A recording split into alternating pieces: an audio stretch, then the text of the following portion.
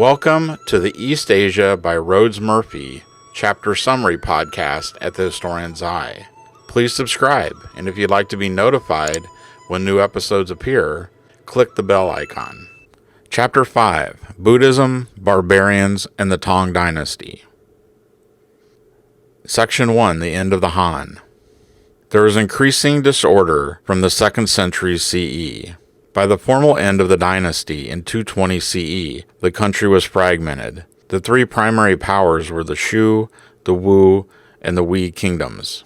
Zhuge Liang, a Shu statesman, had long given rise to many stories, including the romance of the three kingdoms. Section 2, Buddhism. Buddhism travels from India through Central Asia and arrives in China during the 1st and 2nd century CE. While it was adopted slowly into the Chinese way of life, it appealed to peoples seeking order during a period of the rivaling three kingdoms. Its doctrine of another, more orderly world was appealing. Buddhism developed out of the growing rigidity of Indian Hinduism. Buddhism called for greater equality among individuals. It borrowed important aspects of Hindu belief, such as dharma, or duty, karma, or the consequences of one's actions, samsara, or reincarnation, and moksha, or nirvana. Gautama Buddha, from about 563 to about 480 BCE. The founder of Buddhism was born Prince Gautama Siddhartha, Gautama being his family name and Siddhartha being his given name. He was born near Nepal in 563 BCE and died between 485 and 480 BCE.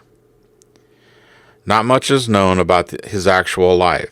He appears to have led the worldly life of a prince until the age of 29, when he started wandering and teaching. According to one story, Prince Siddhartha was discontented and wandered away from his walled palace one day. He encountered a sick man, a corpse, and a sadhu, or holy man. Overwhelmed by the images of suffering and the contrast of the holy man's appearance of inner joy, Siddhartha left his palace, abandoning his family, and became a wandering beggar. He wandered for several years, and one day he decided to seek the answer to suffering through meditation. He meditated under a tree for 49 days before attaining enlightenment and transforming into the Buddha. Shortly afterwards, he gave his first sermon and proposed the Four Noble Truths, the basis of the new religion. The first being that life is filled with pain, sorrow, frustration, impermanence, and dissatisfaction. The second noble truth is that desire, attachment, wanting, and the urge to exist lead to suffering. The third noble truth is suppressing desire can put an end to suffering by changing oneself. And the fourth noble truth is desirelessness can be attained by following the eightfold path of, quote, right conduct, end quote. The Buddha's teachings were recorded in the Tripitaka. Followers might attain nirvana. Others would be reborn to achieve right conduct. Buddhism remained nothing more than a minority religion in China until the conversion of Emperor Ashoka from 269 to 232 BCE. The distinction between Hinduism and Buddhism has become blurry. The popularity of Buddhism peaked in India in 100 CE and then declined. Theravada, Mahayana, and the spread of Buddhism. Buddhism split into two major schools of thought and practice, Theravada, or Hinayana, and Mahayana. Hinayana, or the lesser vehicle, emphasizes doing good work in order to receive, quote, merit, end quote, and became dominant in Southeast Asia and Vietnam. It is closer to Buddhism's original ideas. Mahayana, or the greater vehicle, developed later, around 100 and 200 CE, and was adopted in China, Tibet, Korea, and Japan. Several important developments occurred under the Mahayana school. The first is that the Buddha became a supernatural god. The second, the Bodhisattvas, comparable to a saint, delayed their entrance into nirvana and remained on earth to help others. They became the chief divinities. And the third being that the ideas of heaven and hell emerged. The changes made to Buddhism under the Mahayana school, particularly relic worship, and its rising popularity led to important developments in the arts, especially painting, sculpture, and the construction of temples, including the pagoda form. Developments in Mahayana had little to do with Buddha's original teachings. It related Buddhism to the needs of everyday life and its people. A layer of magic was added to some forms of Mahayana Buddhism. Demons countered the bodhisattvas. The popularization of Buddhism led to a flowering in the arts. The pagoda, which is a transformation of the Indian dagoba, was just one of many forms of temples that appeared. Mahayana Buddhism became the dominant form in India, and then spread across the Himalayas into Central Asia. It slowly came into China and spread outwards to Korea and Japan. During the period of fragmentation following the Han and Sui, Buddhism became popular in China. Rulers at that time also sought political value in supporting it and constructing monuments celebrating it. Tang rulers, on the contrary, reduced Buddhism to a minority religion from the 9th century. Buddhism in Japan retained its importance, though the modern country is largely secular. The Buddhism of Vietnam came directly from India and is best described as Theravada. Though there was no suppression of Buddhism in Korea, the country eventually was dominated by Confucianism. The end of the Han. During the final years of the Han, a series of weak emperors led to the growing power of landowners and corrupt court officials. Landowners escaped paying taxes, burdening the peasants. This led to banditry, rebellions, and peasant migration southward. At court, power increasingly came into the hands of the eunuchs. They were considered trustworthy because they were castrated and could not produce heirs. Therefore, they lived within the inner palace, and their administrative duties included attending to the emperor's harem. The Confucian ministers were all restricted to the outer court, giving eunuchs a political advantage. Culture. Honoring ancestors remained important. Taoism throve in this period. During the slow adoption of Buddhism, it merged to a large extent with Taoism. The Han collapse. Barbarian threats added to the instability of the government. In 316, the Xiongnu sacked the capital of Liaoyang, leaving the north in turmoil. Generals turned into warlords, as in the Warring States period. During the Three Kingdoms period from 220 to 290, the Shu, Wei, and Wu kingdoms became the primary powers, and steppe peoples began to settle within the borders. The period from 220 to 589 is called the Six Dynasties, and is named after the six who successfully set up capitals in Nanjing. The name is somewhat misleading since the south was not wholly unified during this period, and little headway was made into controlling the north. Northern Wei. In 439, the Toba tribe of the Jambi emerged victorious among the competing groups in the north. They unified most of North China under the dynastic title of Northern Wei. By the late 400s, they governed according to the patterns set by the previous dynasties and adopted Chinese culture. Buddhism was promoted by the state, elaborate temples and structures were constructed, and pilgrimages to India seeking copies of sutras began. Pilgrimage accounts were popular forms of literature. The most famous was Faxian. Contact via these pilgrimages brought greater contact with and information about India. Culture. Heavy immigration into the south continued as the wealthy began to flee the north. Trade and towns suffered. Art and culture flourished in the south. Though political chaos reigned, the period was dynamic, largely spurred by the influx of new ideas from Central Asia and the arrival of Buddhism. The Seven Sages of the Bamboo Grove is an example of a kind of bohemianism that flourished in this age, free from Confucian dictates. As with later groups moving into China, the Northern Wei became deeply Sinified. but also brought with them elements of their own culture. Contemplation of nature was once again emphasized in this period. For the first time, the names of poets are recorded, for example, Tao Yongming and Shi Liangyun. Similarly, in painting, we know the name of a painter, Gu Kaiji. Critical studies are responsible for passing on much Han period literature. Reunification, the Suyi and Tang. The Suyi Dynasty.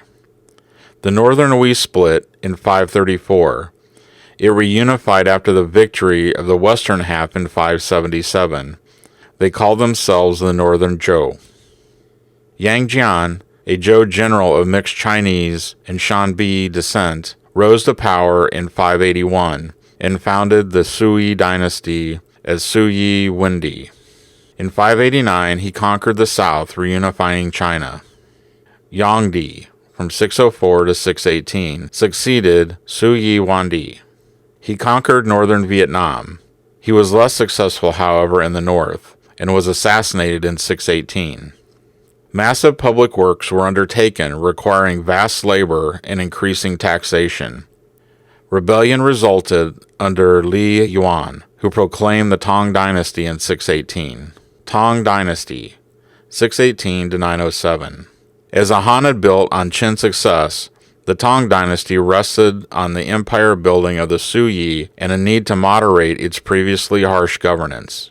The Tang continued conquering territory and was successful in expanding the empire's territory beyond that which had been achieved under the Han Dynasty. Northern Vietnam, Xinjiang, southern Manchuria, and Korea were again under Chinese control. Tibet was briefly brought into the empire. Tang Taizong became emperor in 626 after the abdication of his father. He was ethnically mixed and sought to make China a tolerant, multi-ethnic society. He openly criticized previous rulers for labeling non-Han Chinese as barbarians. He restored order to the Silk Road, and he was an able administrator who oversaw the completion of a legal code. Gaozong succeeded Taizong, but was ill for most of his reign. Empress Wu was the de facto ruler for much of her husband's reign, and then for her sons after his death. In 690, she proclaimed herself the first Chinese empress. She recruited new officials, many from lower orders, to oppose the old aristocracy. She supported and promoted Buddhism heavily, in part seeking validation for her political authority as a woman. A coup deposed her in 705, and Confucian scholars have historically criticized her rule, yet it appears to have been predominantly successful and just. Xuanzang ruled from 712 to 756. His rule marked the high point of the Tang Dynasty. China prospered during this period. The legendary artist Wu Daoxi worked in this period. While few paintings survive, pottery figures have survived in great numbers. The emperor's infatuation with Yun Gaifei brought the latter to a position of great influence. The pair fled following the rebellion of 755. Yang was strangled, and the emperor abdicated. After this, the Tang Dynasty slowly declined and eventually collapsed. The Tang Empire at its height exceeded all previous empires in scope and achievements. Like other dynasties, it began strong but then faded. As with the Han, halfway through the Tang Dynasty, rebellion arose, and Lu Shan, a commander of Turkish descent, was brought to prominence by Yang Gaifei. He led a revolt in 755 and died in 757. The Tang Dynasty was restored, though heavily weakened. The Tang system. Strengths of Tang governance. The first strength was the military. The aristocratic and steppe origins of the Tang added to breeding of horses and public stud farms for use by the military. Raids on these farms in the 8th century contributed to a weakening military and eventually collapsed the dynasty. The revenue system. There were taxes on land, salt, tea, and liquor. The system of large landholders avoiding taxation collapsed during the aftermath of the Han Dynasty, and the Tang reworked the system for taxing land, basing it on specific areas of land rather than on individuals. This system remained intact until the communist era. The merit-based bureaucracy. Imperial exams were reinstated and were further institutionalized as well as being made more comprehensive. Government schools were created. The rule of avoidance was instituted. Officials were not allowed to govern in their native district. After terms of 3 years, they were moved on to a different appointment somewhere else. A detailed law code and regulations was put in place.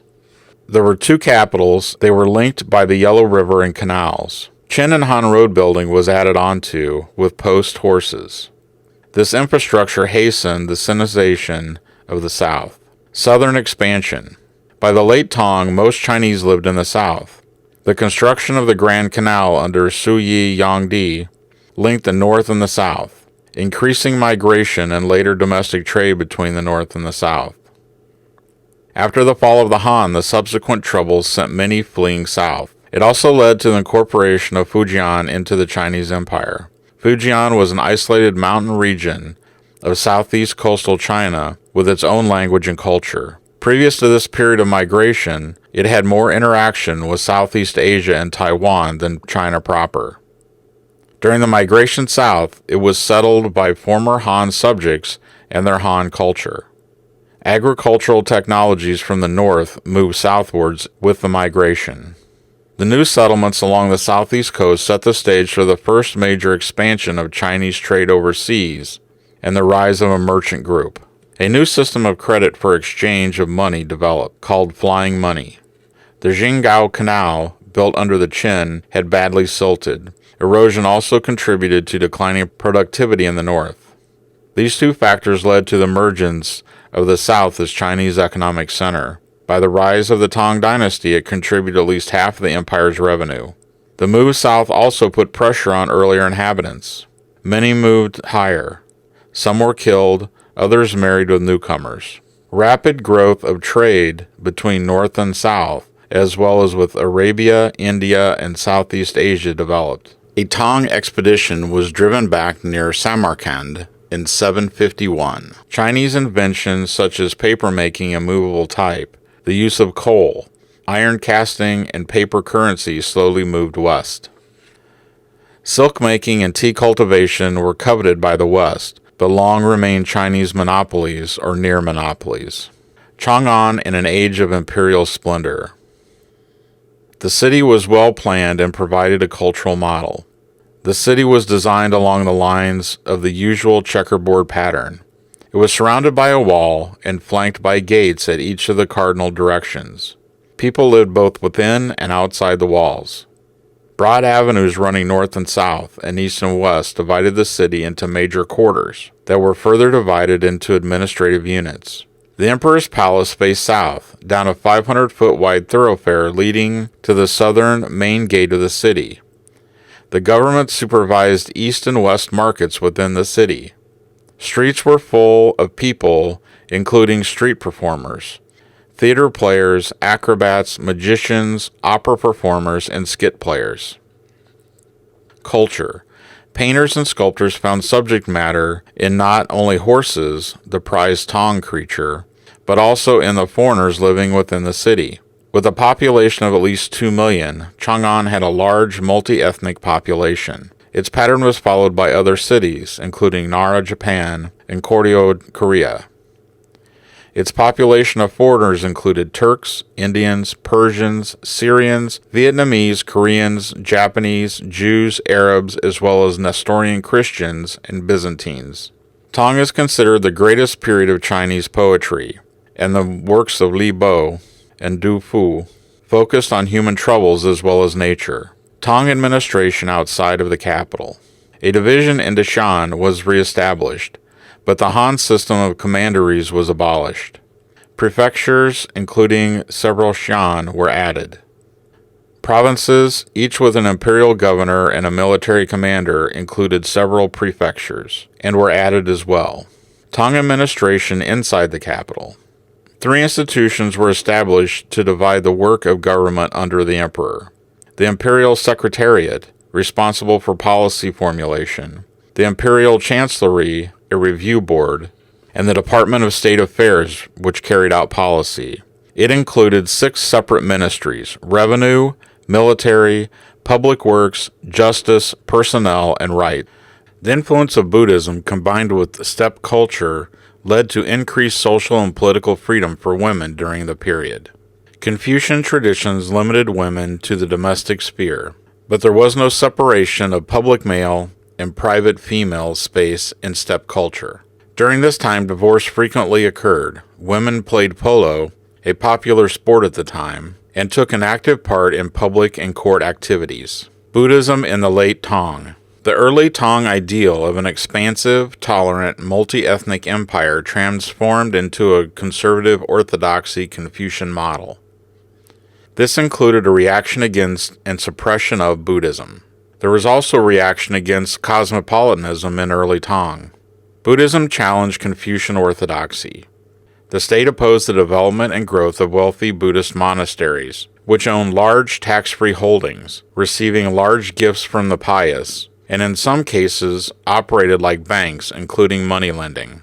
Between 841 and 845, the state confiscated and destroyed most of the monasteries, temples, and their land.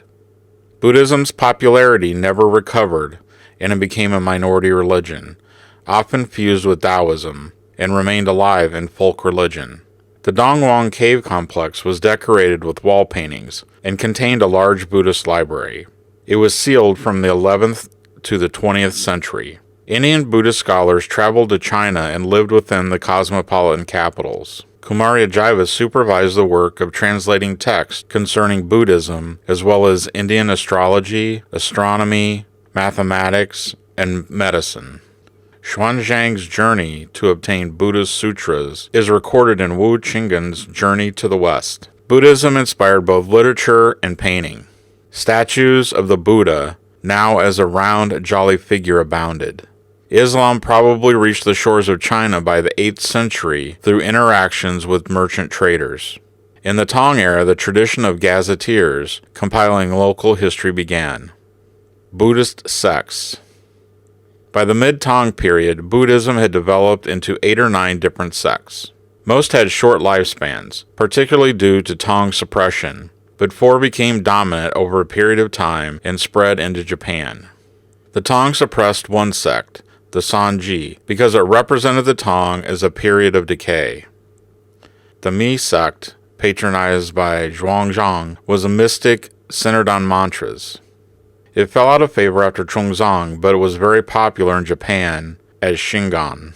Tentai, or in Japanese Tendai, promoted the supremacy of the Buddhist text called the Lotus Sutra. It formed the basis for the common artistic representation of the Buddha sitting on a lotus, with his hands in various mudras, or with various hand gestures. All things contain the truth.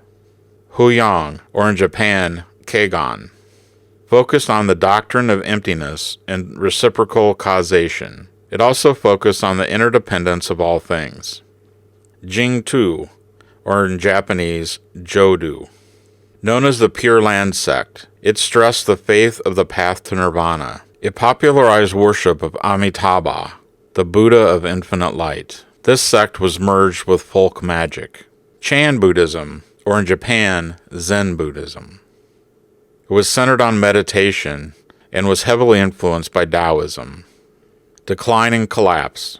Imperial land grants resulted in the powerful and wealthy avoiding taxation. This increased the tax burden on the peasantry, leading to banditry and rebellion. Population growth led to a shortage of available food, despite increased and improved cultivation. Land holdings, incomes, and subsistence levels fell. An increase in the appointment of sons of officials without previously passing the imperial exams contributed to ineffectual governance. Signs of decay by the late 700s. Corvée labor and army service were no longer enforced. Armies were made up primarily of hired mercenaries. This drained the state's income and posed threats based on lack of loyalty, and it led to provincialism. Rebellion, civil war, and failure to defend its frontier borders led to further collapse of the Tang system. Contending generals and warlords fought for supremacy during the 50-year period following the collapse of the Tang Dynasty, referred to as the 10 Kingdoms in southern China and the 5 Dynasties in northern China. Chang'an was captured and devastated, especially by Huang Chao in 881. The city was retaken in 883. The puppet emperors moved to Laoyang. Korea, Central Asia, and Vietnam fell from Chinese control. Southern China in this period was called the Ten Kingdoms. In the north, regional commanders dominated, one after another, in the 5 dynasties. Steppe groups took advantage of China's weakness. The Khitan took the northern prefectures, including the future Beijing, forming the realm of Liao from 947 to 1125. In 960, General Zhou Kuangyin took over the throne in the north and founded the Song dynasty.